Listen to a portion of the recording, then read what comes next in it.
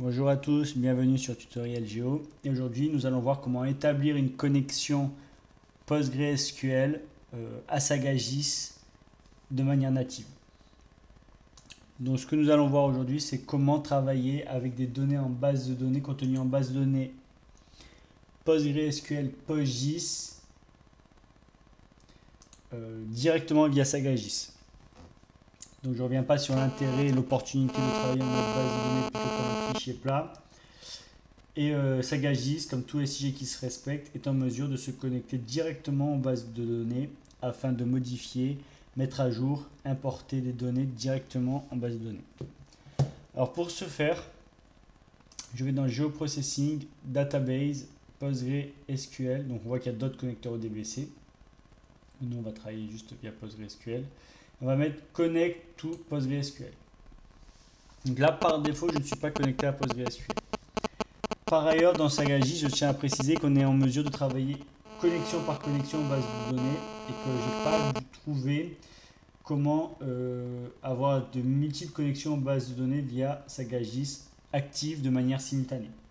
Là, on va pouvoir travailler qu'une base de données par base de données à la fois, ce qui est déjà très bien pour les traitements que l'on souhaite faire. Donc, là, dans la partie Connect to PostgreSQL, donc Geoprocessing, Database, PostgreSQL. D'abord, on va se connecter à la base de données PostgreSQL. Et en l'occurrence, on va se connecter à la base de données SIG qui est ici sur mon serveur. Base de données qui contient, et c'est très important, l'extension PostGIS, l'extension PostGIS Raster. Ces deux extensions. Ça, c'est extrêmement important d'activer au préalable dans PostgreSQL vos extensions PostGIS et PostGIS Raster si vous souhaitez travailler via des données SIG, vecteur ou raster. Si vous n'activez pas ces deux extensions, vous ne pourrez travailler comme mode de vous ne pourrez travailler que des données aspatiales et non géographiques. Donc des tableaux Excel, entre guillemets, ou d'autres types de données, mais en tout cas pas des données SIG.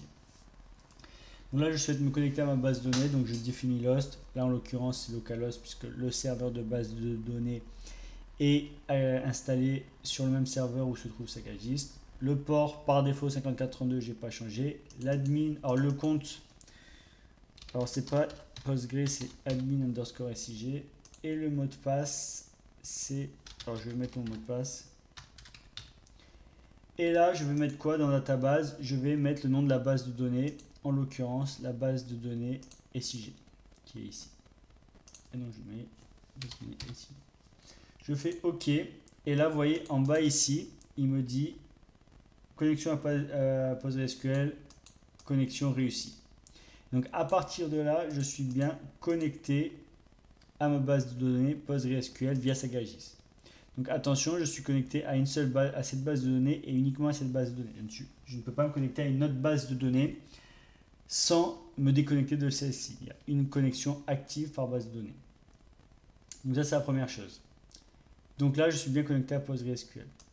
Et à partir de là, je vais être en mesure d'importer des données contenues en base de données ou d'exporter des bases de données fichiers, enfin d'importer des données SIG vecteur ou raster directement dans ma base de données et faire les traitements inhérents à ces données. Donc en l'occurrence, à partir du moment où je suis connecté en base de données PostgreSQL PostGIS via Sagagiss, ce qui est le cas, je vais pouvoir attaquer des données contenues en base de données ou alimenter ma base de données PostgreSQL PostgreSQL à partir de données vecteurs et raster, fichiers que je vais importer grâce à Sagagiss.